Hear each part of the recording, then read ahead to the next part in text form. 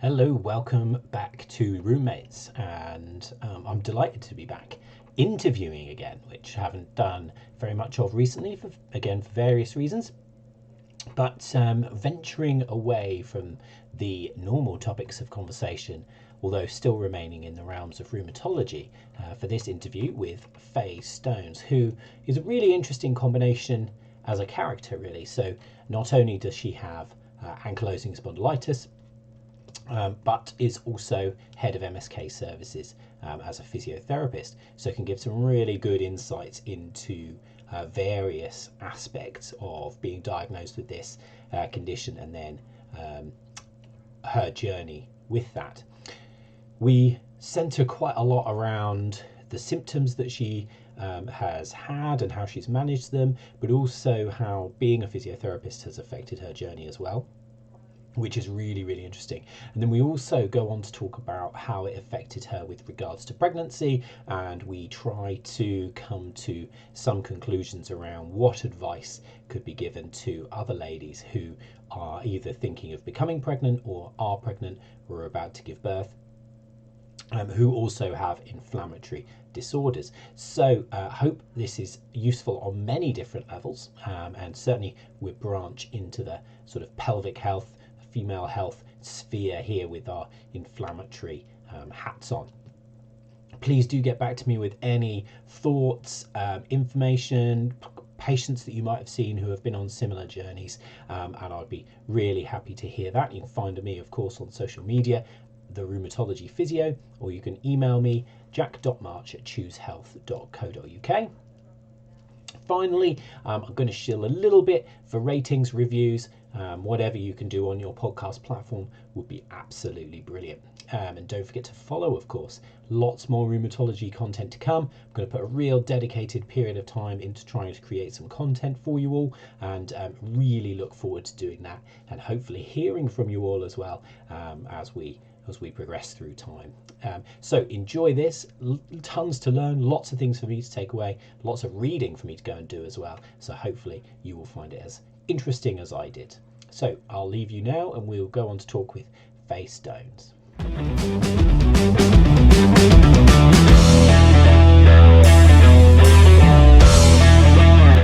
Okay, welcome back to the RheumMates podcast. I haven't recorded one of these in a while, and I'm delighted I'm joined by Faye today, who we're going to talk to all about spondylitis, pregnancy, how it's affected her through those particular journeys as well, and hopefully get some useful information and explore her experiences with regards to spondylitis and symptoms and how that's affected her, and certainly some challenges, I think, along the way as well. So welcome to the show, Faye. Thanks for joining me. Hello. Hiya. Do you want to quickly give us a bit of a background about yourself? Because there's a few interesting things about you which make you a great guest to talk to about some of these things. Okay. Yeah. So my name's Faye. I'm a physio by profession. So I'm a head of MSK services and based in Wakefield, West Yorkshire. And I am a mum of two girls, 6 and nearly 2.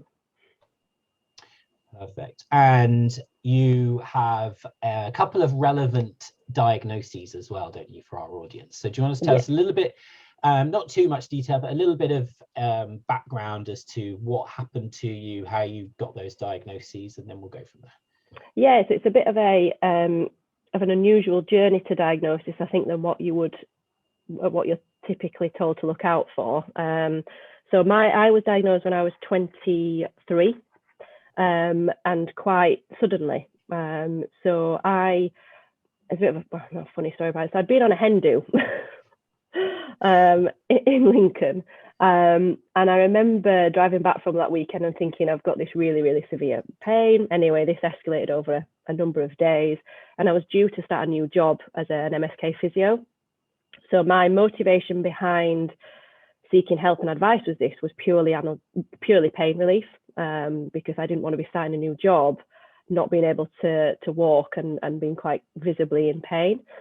So I went down to the GP practice and asked for some strong anti-inflammatories, and it was down to kind of a a really on the ball locum GP, which led to my diagnosis. So he obviously wasn't happy with my presentation. I'd not done anything. I hadn't fallen. I did tell him I'd been on a hen do, and it was quite possible that I could have fallen and not being aware of it, but nothing significant. And obviously he quite rightly wasn't happy with the level of very acute, severe pain I was in such a short period of time.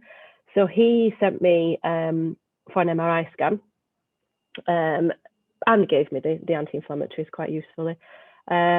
Which I thought, okay, that's fine, I'll go down that and have that. I didn't really feel that I needed it. And then the results of the MRI came back with quite severe sacroiliitis, which led to them requesting a CT scan. They wanted to have a closer look, and obviously then the blood test followed for the HLA-B27, which came back positive. And so within a matter of a few weeks, I got, from wanting some pain relief, I was then told I had ankylosing spondylitis, which I denied, said they'd got it wrong.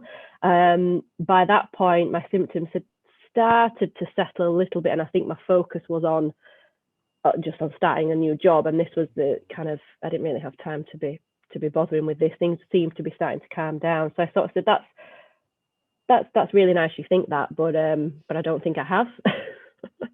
I think, convinced myself I was one of those patients with the HLA-B27 positive, but didn't actually have the disease, ignoring the fact that my MRI scan just lit up like a like a light. So that was my diagnosis, really. So it was an unusual one. I wasn't somebody that was suffering in pain for a long time and desperately wanted to know the reason for this, and it was very quick, very sudden. So in terms of processing that whole diagnosis, if I'm honest, I think has taken me the best part of 10 years to do that. Yeah, historically as well. So we go back sort of 10 years or so. That's when it was still deemed very much a male disease. Yeah. And interestingly, and I suppose in some ways, luckily for you, you presented in a much more classical fashion by the sounds of it. We see a lot of women not presenting like that, very diffuse symptoms, very difficult sort of differential diagnosis. So it's, a really interesting journey from 10 years ago that actually, if we look at the data, women tend to wait a lot longer than men for diagnosis. Yeah. And you were the opposite end of the scale, happening very quickly. Do you think, just while we're talking about that, with the acceptance and the sort of understanding of the condition, do you feel like being a physio at the time was helpful or unhelpful at that stage? Because I often think a little bit of knowledge is a dangerous thing, isn't it? But tell me a little bit about that at the time. I think it was, it's definitely been a hindrance, and I think it probably still is. So I think as physios, naturally, we work on the basis of cause and effect, don't we?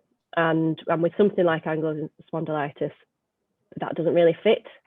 So I think, I was, and I think for years I was still struggling to find a cause for that, and any differential diagnosis, you name it, I went through it. What they've got it wrong, what could it possibly be, or this has just triggered an acute inflammatory response here, and it's not actually a disease progression. And and I really, and even now, probably sometimes when I'm not in a flare up, I'll think, I told you they got it wrong. So I'm very quick to defer back to, I haven't got it, than I have. So I think that acceptance and that denial probably was quite strong. I probably didn't want to accept because, like you say, I knew too much. Yeah. So I think I was trying to shut myself away from that.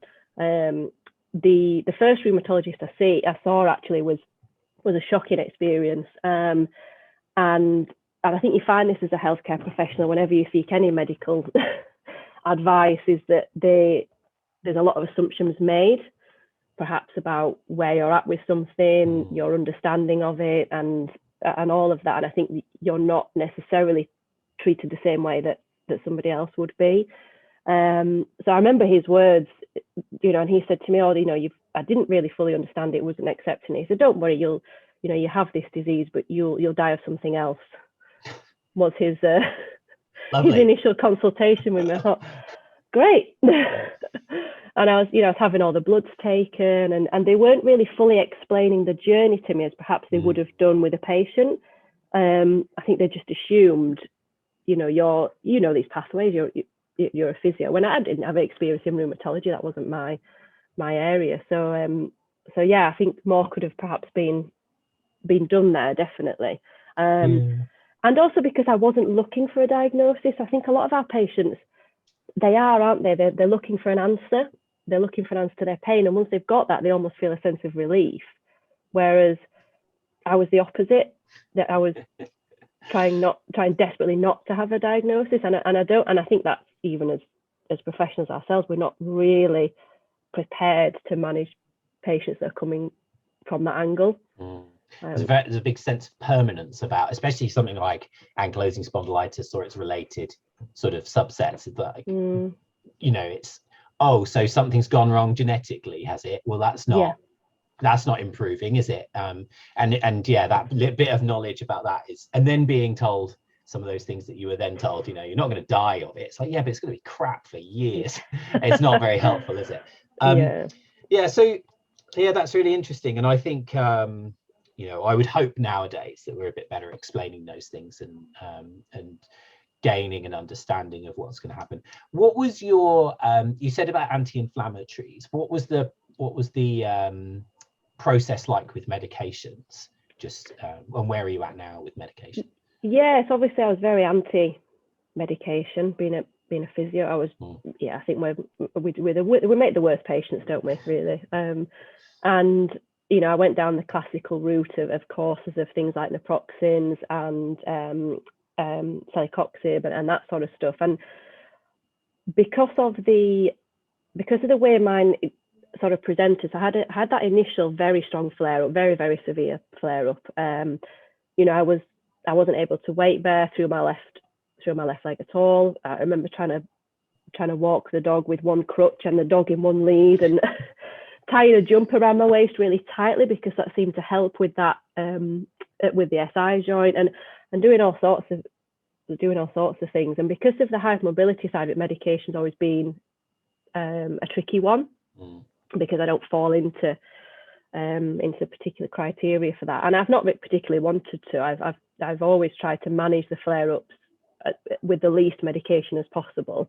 I've recently had to have a course of steroids, which was the first time since diagnosis I've needed steroids, and that was post-COVID vaccination. Okay. I don't know how much you want me to talk about. Let's come back to that. Yeah, we'll come back to that. I don't know how tricky that one is, but that I suppose you would have classed me as being in remission, so to speak, for a while, and that seemed to have thrown me out of one, and I've needed 2 courses of tapering steroids. So that's the strongest I've been. Okay. I've also had a guided steroid injection into the left sacroiliac joint, which was a horrendous experience, I'm not going to lie. I can imagine. Yeah. That was, I don't think they've heard words like that come out of the CT scanner before. But if I'm honest with myself, I think that probably did help at that time. So that was after my first daughter. After having my first daughter, that was that sort of flare up required that injection. So now I don't take anything. Okay. I would always just revert to, if I'm in a flare up, it would be an naproxen or celecoxib that I would take for a couple of weeks to get on top of things. But I very much try to. I know that it will improve. Yeah. So I tend to modify and I stick it out, and part of me thinks maybe I should be a little bit more keen on the anti-inflammatories, thinking about damage and things like that. But I try to stick it out, if I'm honest. Okay. Really want to get into the conversation about obviously having your daughter and those kind of things. I just wanted to take a step back, and you mentioned very briefly about the hypermobility as well. Yeah. Do you want to just tell us a little bit about how those two conditions are kind of interacting? So we've obviously got ankylosing spondylitis, which reduces mobility significantly, causes lots of stiffness. We've got hypermobility, which obviously theoretically is the opposite.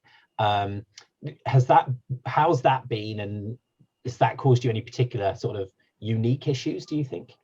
I think that the biggest thing to mention there is the fatigue, because obviously both of them, you know, are fatigue inducing. So the hypermobility definitely. It's a tricky one. I always trying to explain it. So with the ankylosing spondylitis, that's trying to stiffen me up, and the hypermobility is counteracting that. But so I have a good range of movement, but I have stiffness through movement. So I can, you know, I am still classically hypermobile, but the feeling I get through that range is stiffness, if that makes sense. Yeah. So it can be painful, but I would present with full movement. You know, when I see the rheumatologist, you know, you would think, looking at me objectively, I'm absolutely fine, until I describe how that feels, and then you look at my images, and then you look at the bloods, and you put the whole picture together. So I think it's been it's difficult. I don't know how it's hard, isn't it? I wonder how much the hypermobility helps me. I wonder what I would be like without the hypermobility. I've always wondered that, and vice versa. You know, what would it be just with hypermobility and not with the AS? So yeah, certainly. If we think about the numbers of people who get ankylosing spondylitis and hypermobility, there is going to be an overlap. You know, it's not like one protects you from the other. They're just different conditions. And I think I read recently of somewhere around 25% of people will fit a hypermobility criteria. So it's obviously highly common. Comparative to something like ankylosing spondylitis, there's definitely going to be some overlap. I was wondering about, you said about having retained your range of motion, but with the stiffness. I was wondering if you, if there is any structural change, or if you know if there's any structural change. You talked about sacroiliac joints earlier. Have you seen any of that on X-ray as yet? You have. Yeah. So the left SI joint is quite. There was quite advanced erosion. Okay. On that left side, and that's so I'm actually waiting for another MRI, which will only be my second MRI, just to see if there is any active disease at the moment before I decide on another guided injection. So that would be the kind of route that I'm going down at the minute. But yeah, the left side has had quite a lot of damage, which is visible. Yeah. A little bit on the right side, but that's nothing else in the spine. So again, unusual. You fit slightly into the more unusual category. Ladies don't tend to get the damage or the fusion the same as in the same numbers of men. And I wonder if, you know, when you add all these pieces together, you're a very abrupt onset. You sort of had a more male onset of disease. You would fit more of a male category, which is interesting. And obviously these things aren't black and white. But again, it probably, being female, fits your sort of peaking and troughing presentation as well. So you've got a really interesting combination, and add the hypermobility on top of that as well. And then, like you say, all that fatigue. That sort of brings me on to talking about fatigue, brings me on to talking about children. So you were obviously diagnosed prior to either of the daughters, weren't you? So do you want to tell what sort of happened? Give us a bit of an overview. You know, were there particular problems sort of with whilst you were pregnant, or was it mostly afterwards? Or tell us a little bit about what happened there. Yeah, so by the time I was having my first daughter, the AS was probably quite dormant. I would say it wasn't causing me any real day-to-day issues.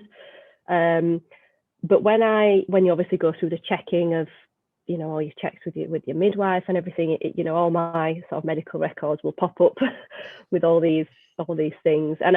And often when I go to appointments and they ask you about your medical history, you know, and things like that, if it's not in a GP sort of land, I don't really tell them because it's just nobody, you know, they don't really understand it. And then you've got to go into the whole thing. Well, actually, yes, but I'm not on any medication and it's all right. You don't need to worry about it. I just think I'll just save myself the time and not bother. But obviously going through the midwife's checks, going through, yes, you're under rheumatology and you've got this condition. And it was so bizarre. And she sort of looked at this list and she said, right, you know, your condition is on this list. it tells me that you need to take aspirin throughout your pregnancy. Right. And I said, oh, that's interesting. Why is that? And she said, I don't know. It's just on the list. You need to take aspirin because you're at risk. You're at increased risk of preeclampsia. Okay. So being a physio, I went away and tried to have a look at any research between that, and it not very clear, to be honest, and nobody really could tell me why. It was just, you're on a list, so you need to take this. And I thought, all right, okay, so I took this daily aspirin whilst I was pregnant. No problems in terms of pain or mobility. If anything, I would say, you know, those natural steroids kick in, and I was probably feeling quite good. And then I continued with the steroids. And what happened with my first daughter was that I did develop preeclampsia, but on delivery. So again, I'm an unusual case in that I developed silent preeclampsia. So I didn't swell up. I didn't get any of the symptoms that you're told to look for. I felt a little bit unwell, but it was my first baby, so I didn't know what to expect until I was in labour and they hooked me up and found that I was quite severely ill. So I had quite a traumatic delivery with her. She was born in 20 minutes from start to finish. Gosh. Which is what happens as part of preeclampsia. You know, the body has to deliver the baby and then things will calm down. So that was all a bit of a shock. And I think, again, going back to the whole acceptance and denial thing, because they'd not fully explained to me why I needed to take the aspirin and there wasn't any understanding, I didn't really see the importance of it. And I did take it, but obviously then I still went on to develop the preeclampsia they'd warned me about. But again, even if it happened, nobody could tell me the link between the two. So I suppose that a traumatic delivery with a significant amount of blood loss on top of having AS and hypermobility is not a good cocktail. So I was quite poorly for some time in terms of the fatigue. You know, I was quite severely anemic, and then I would say she was about 3 months when the flare up came. She was about 3 months old, and it was quite a bad one. Yeah, a significant flare up. So, and for somebody with a young baby to then have to deal with that was quite horrific. So just the practicalities of things, you know, waking in the night. I felt like I couldn't lift her out of the cot because I was struggling to weight bear again on that left side. It was very easily give way. I had that real sort of fierce, burning, intense pain in the pelvis. It was obviously in an active state of disease. But obviously you do those things because you're a mum. So I did go and pick her up in the middle of the night. You can't leave her there. Can't leave. I'll just wait until my flare up goes away. Yeah, exactly. Yeah. So I did have to carry her around up and down the stairs. You know, I did have to lug the car seats in and out and the prams, and I would walk leaning on the pram to try and take some of that pressure off a little bit. And I was always very much kind of conscious of hiding the fact I was in pain, and I perhaps always have been, even from day one. So that was a really difficult time, and that flare up probably lasted the best part of 12 months. As my body's trying to adjust from having a baby, for the traumatic birth, to losing all the blood, to then this inflammatory state having to die down again. So that was particularly difficult. And that's what led to me having a steroid injection in that left hand side to try and calm things down again. We see I mean, that follows a lot of what we see in sort of the literature when you see ladies who have been through pregnancy, is they do tend to be better during the pregnancy, and then they tend to flare afterwards. And there's some really obvious reasons for that with regards to your inflammatory system being elevated, and again with yourself, clear even increased more reasons for that to have occurred. We also do see mostly with the Ankylosing patients is a lot of you weren't taking the medications that are prohibited, but you know, a lot of the anti-TNF medications and the biologics you can't take while you're trying to conceive, and then you can't take while you're pregnant. So a lot of people, they won't flare, but their symptoms will be worse during pregnancy because they have to come off their medications. So in some ways you were sort of lucky, and then in other ways obviously clearly quite not. It's not something I have to admit I've heard much about, is the preeclampsia. there is a bit of a limitation in the amount of information we have about pregnant ladies with inflammatory spinal diseases, because, as we mentioned already, we didn't know they existed until particularly. So there's just not a lot of them for us to find that out. But, you know, when you look at the data from sort of rheumatoid arthritis, where there's loads more, we see that pattern of symptoms. But you don't see a lot of birth complications, I have to admit. The ladies tend to have a slightly smaller baby, but otherwise they tend not to have any issues. So it's interesting to hear about the preeclampsia. It's something I'm going to go and research. But obviously you didn't get very far. But no, I didn't get very far. No, and literally it was a case of it's on the list. It's on the list of reasons why you need to take aspirin. But nobody could go any further than that, really. Even the consultant, obviously having that condition, you become under consultant-led care for you for that, and even they couldn't really shed much light on it. I think they were also fascinated on the physical side of it, and on any issues around the pelvis in terms of the delivery, rather than they were the more systemic side of it, I think. And again, because I was appear very fit and well, I think they were less concerned. So it took them all by surprise when that happened.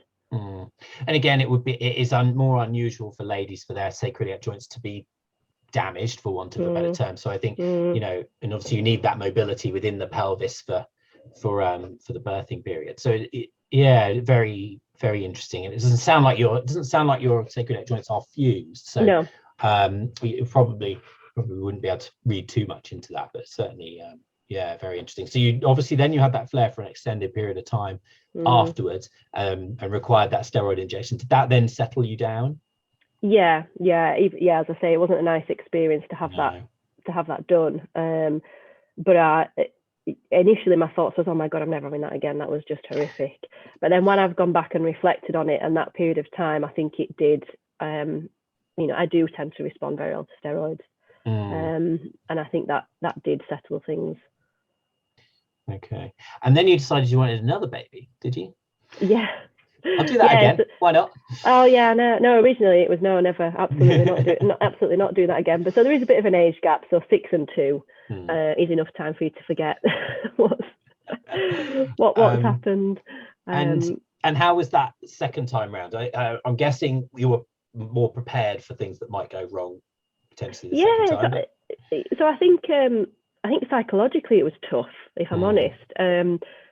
If you look at kind of the history of me, both things everything's very unexpected and kind of come out of the blue, and there was no warning signs. Equally with the diagnosis of AS, and then with the preeclampsia. So I suppose my anxiety was quite high about at what point is it going to present itself again? At what point is going to be any issue? So that was quite tricky to deal with. And I actually got some support with that from a counsellor, just because I didn't want to spend the whole pregnancy worried about what was going to happen, which I think is understandable when I had none of the warning signs for anything. So I was under consultant care. I think the guidelines changed and the dose of aspirin was double what it was the first time round. But again, nobody could shed any light on as to why. It was more of a case of this happened to you before, so let's make sure it didn't. So I had more checks. So I was in hospital sort of once a week for about 26 weeks, just double checking that I wasn't starting to show any signs of that preeclampsia. And then I opted for a C-section delivery with the second, and that was purely because the preeclampsia with my first developed within the last week, very quick, a matter of days really, and I didn't want to go to that last week and risk that again. So it wasn't about the actual delivery, it was more about the timings, if that makes sense, and having a little bit of control over that last little bit.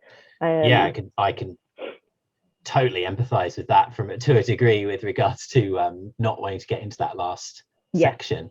And then did you find you flared afterwards, or? No. So I kind of say that tentatively, even though she's nearly 2 now.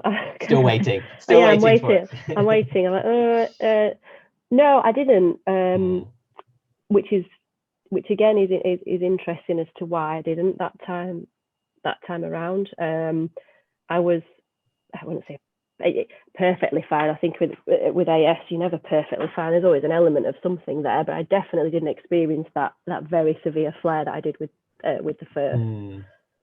Yeah, interesting. Okay. Certainly shows that, you know, some of these things aren't an inevitability, are they? And Yeah. it's very variable depending on what sort of the processes are. So if you if I'm going to put you on the spot a little bit, I think if we had a whole host of ladies with AS who were or equivalents who were, let's say, early pregnant now or thinking of getting pregnant, what would you have any specific advice for them, do you think? Or would you try and reassure them? What would you say to them? I think it is, yeah, I do think more, well, we can say this about a lot of things, can't we? But they do need to be more research in it and things and attainable information for patients about going through this, because you're under a rheumatologist who's looking after that side of you, and you're under a midwife who's looking after that, and there's no sort of there's no collaborative work in there in terms of you as a whole person, and I think we could say that for a lot of conditions, couldn't we? But so that does make it, there's a sense of the unknown, and not really knowing where to turn to in terms of advice and support. And I suppose that's probably one of the reasons why I wanted to talk to you, because there must be other people in my situation. I'm not the only person going through this, and there is that sense of where do I turn to for help and guidance with this. So yeah, there is reassurance that people can, we can go through this and have perfectly healthy, happy babies, and you can have a pregnancy which doesn't go to plan, and you can have one and that you don't tend to have a flare with. So it's like I say, it's not inevitable that you're going to have a bad experience, because I've kind of had two with that. Yeah. But I think my advice would be is to keep is to very much engage the rheumatologists and the consultants as much as possible about supporting you with what you do with medication, what you don't do with medication, and other aspects that you perhaps need a bit more support with. The patient almost has to be the one that joins up the two elements of care. Yeah, we see, like you say, we see that in quite a lot of different departments, don't we? And I think asking questions, if it sounds, from my point of view, from externally, from what you've said, it sounds like you asked questions, you didn't really get enough of an answer back, and you still had questions to ask, and it's then, okay, where do I go to get the response that I need for that question, isn't it? Where's that next stage? If that person can't tell me what the answer is to enough of a degree to reassure me, then what do I do with that information? Did you go to NAS at all, the National Ankylosing Spondylitis Society? Yes, I've been involved with them previously, and again, I think they were also a bit of a loss, really, in terms of finding that support and evidence for those particular things. I don't know whether there's not a lot of other women coming forward with their experiences about this, or whether they just haven't got the platform to do that. I'm not sure. So it was very much it was either about managing the AS or it was about dealing with the risks associated, the complications with pregnancy, and with the rheumatologist, definitely it was a case of, well, have your baby and then we'll sort you out afterwards. There isn't that much of a journey that they go on with you. So I think my rheumatologist at the time said, I'm here if you need steroids afterwards. Right. So it was a case of go and have that bit and then we'll pick up the pieces afterwards, rather than supporting you through that. And I think to a degree, you were on the simpler end as well, because you weren't taking anti-TNF medications at the time either. And it sort of, part of me is concerned that added complication would have made things even more difficult, especially the first pregnancy that you had. If you had been stable on some medication and had to come off, and then maybe go on to something else, or mess around with the stability of the condition, that adds another level of complexity, doesn't it? I'm thinking I'm going to add this to my list of things to do, is to source a rheumatologist who can answer some of these questions for us. And maybe I'll get you back to come and fire questions at them from your point of view, rather than me doing it. That's all really fascinating, and amazing that you had such different different experiences, and I know you sort of elected for the C-section, so some of those things that might have triggered that flare might have been avoided. And I was just going to ask, do you think you definitely made the right decision there? I'm guessing that the answer. Yeah. It wasn't something I'd do again. It wasn't an enjoyable time.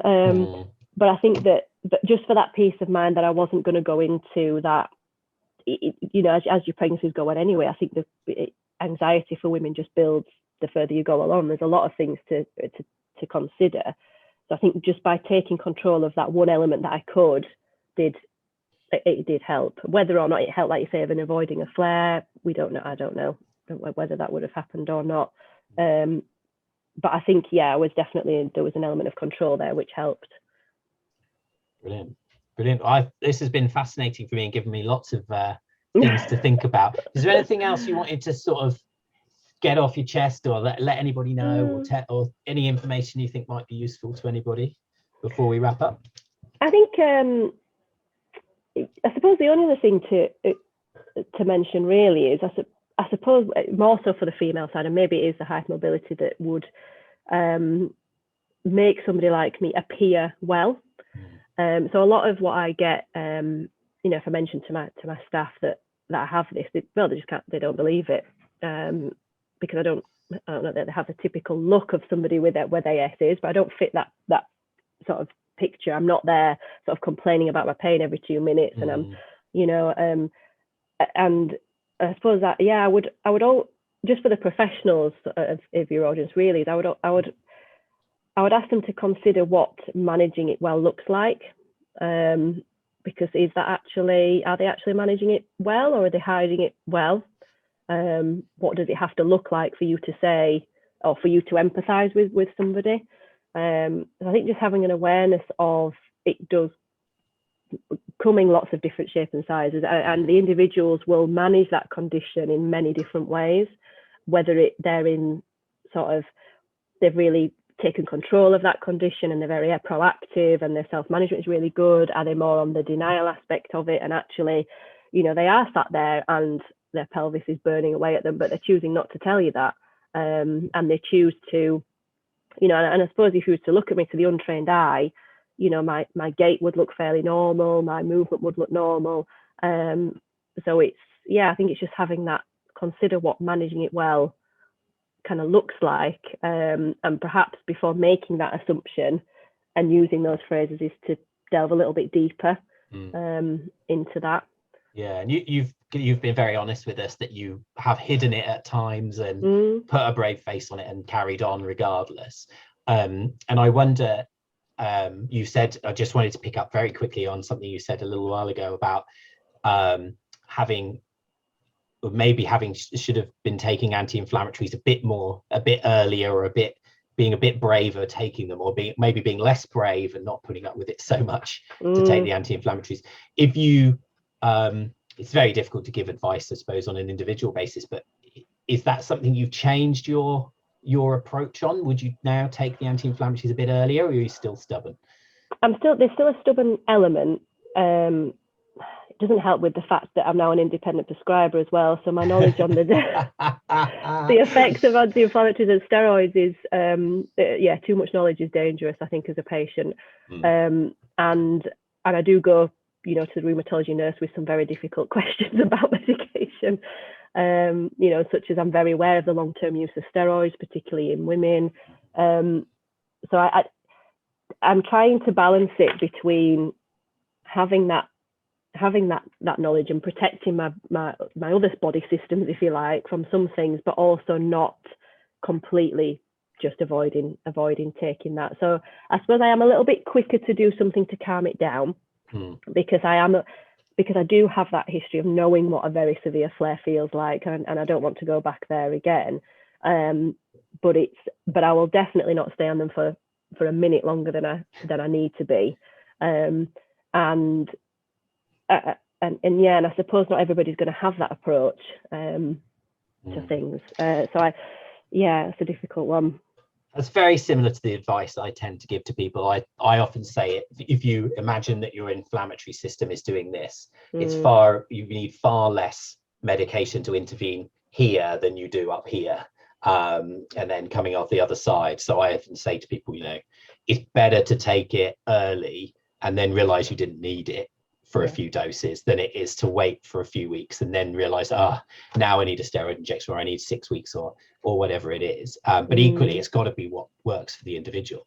It is, and I think that I've been when we talk about the classic symptoms of waking in the second half of the night with pain, and in my experience,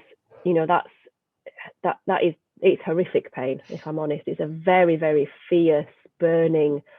I've been sat at 2 o'clock in the morning with an ice pack on my SI joint, and it's melting within minutes because there's that much active inflammation.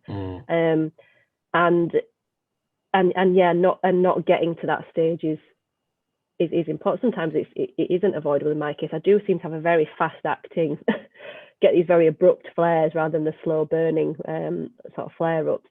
So, I do try and do other things apart from just reach for the tablet straight away. But I think years gained has told me not to leave it too long. Yeah, and it is hard because, as you mentioned, we know there are anti-inflammatories are no good for you, steroids are no good for you, but the flare-ups are no good for you either. And there's got to be a butter zone somewhere, and that's going to sit different places for different individuals. And some people will be, I don't know, I've met all of the types, as you can imagine. As soon as they get a twinge of anything, they're straight into the anti-inflammatories. And other people, a bit more like yourself, they're like, no, this might settle down in 10 days. I don't need them. I'll stick it out for 10 days and carry on. But it's what people can deal with. I mean, your consultant to a degree was right. The flare up isn't going to kill you, but it isn't going to be very nice. And it's, I always say to people a lot, if you can't do the things you enjoy, that's going to have a very big impact upon you.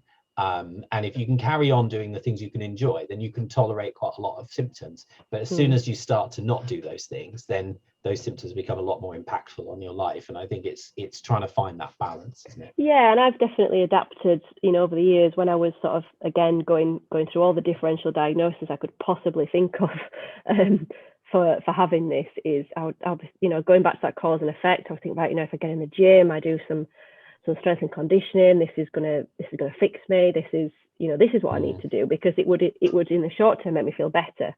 And I think, I was right, I haven't got this, it's completely, it's just I've got weakness, and again, going that if I strengthen it will get better, and then a flare would hit and would just, it's almost like it was trying to prove me wrong all the time. So I've adapted, I've given up, not that I was sort of a super keen runner or anything, but that was somebody that was able to go out for a run. That's just, that's off the cards. The impact on the SI joint is, that's just not possible. But I do still enjoy, other things. I've got a horse and I ride and I walk, and I've done things like yoga in the past, which has been, massively beneficial. So I have very, very slowly adapted, like you say, to be in a position that I can do things even if I do have symptoms. But that was a journey I had to go on to get to that.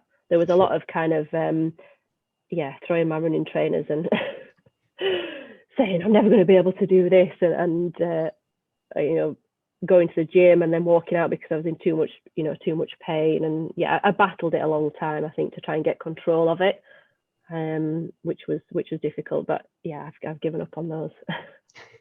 I'm becoming a little bit more accepting. It's only taken a decade. It's only taken a decade of that. But it is, and you can have, you have days where you think, I feel great. There's absolutely nothing wrong with me. And then it can be something as, if I just tend to catch that SI joint in the right position, often if I'm changing direction quickly, and obviously that erosion and that damage is there, that it will just remind me, that, remember there's that there.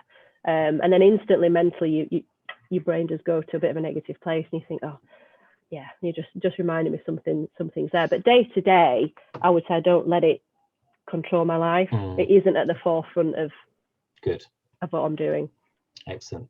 Well, brilliant. I'm delighted you've spent the best part of 45 minutes or so chatting with me. It's been really fascinating. I've got loads of things that I'm going to follow up on as well and try and find some more info.